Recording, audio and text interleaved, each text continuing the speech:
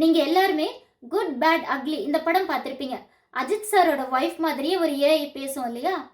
பேசும் பொம்மைகள், எழுதியவர் எழுத்தாளர் சுஜாதா. இதோட மெயின் தீம் என்ன அப்படின்னு பார்த்தீங்கன்னா இம்மார்டலிட்டி.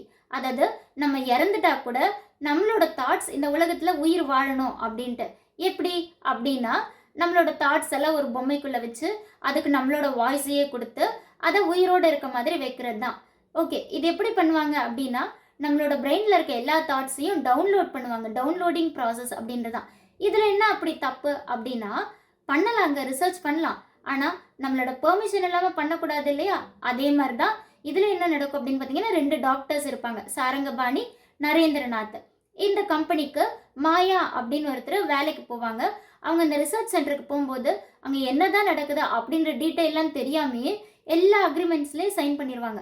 அதுக்கு ஒரே காரணம் சம்பளம் அதிகமாக கிடைக்குது அப்படின்றதுனால தான்.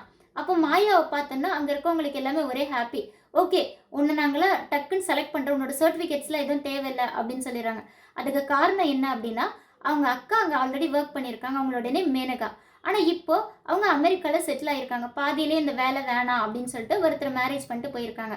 ஓகே, இப்போ மாயா வந்து அங்கே ஒர்க் பண்ணுறாங்க. அப்படி ஒர்க் பண்ணிட்டு இருக்கும்போது இவங்களுக்கு இந்த விஷயம் தெரிய வருது, நம்ம பிரெயினில் இருக்க எல்லா விஷயத்தையும் வந்து டவுன்லோட் பண்ண போகிறாங்க அப்படின்னு சொல்லிட்டு. அப்போ ஓடி ஒளிய ட்ரை பண்ணுறாங்க.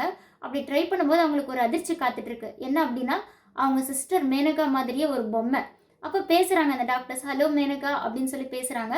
இதை பார்த்தோன்னா மாயாவுக்கு ஒரு ஷாக்கு. ஐயோ, அப்போ நம்ம அக்கா உயிரோடு இருக்காங்களா இல்லையா, அப்போ நம்ம அக்காவை பொம்மையாக மாற்றிட்டாங்களா அப்படின்னு சொல்லிட்டு ரொம்ப பயந்துட்டே ஓடுறாங்க. அது மட்டும் இல்லாமல் இது இல்லீகலாக நடக்குது, எப்படி இதை போலீஸ்கிட்ட இன்ஃபார்ம் பண்ணுறது அப்படின்னு பயங்கரமாக ஓடிக்கிட்டே இருக்காங்க. இந்த சமயத்தில் அவங்க லவர் சுனில் வேற அமெரிக்காலேருந்து வராங்க.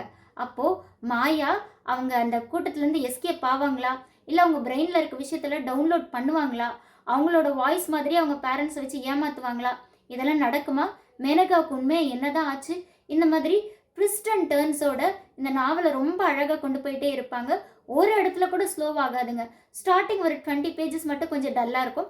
அதுக்கப்புறம் போக போக ரொம்ப சூப்பராக இருக்கும். ஸோ பேசும் பொம்மைகள் எழுத்தாளர் சுஜாதா அவர்களோடது. மறக்காமல் நீங்கள் படித்து பார்த்துட்டு எப்படி இருந்தது அப்படின்னு சொல்லி கமெண்ட்ஸில் சொல்லுங்கள். தேங்க்யூ.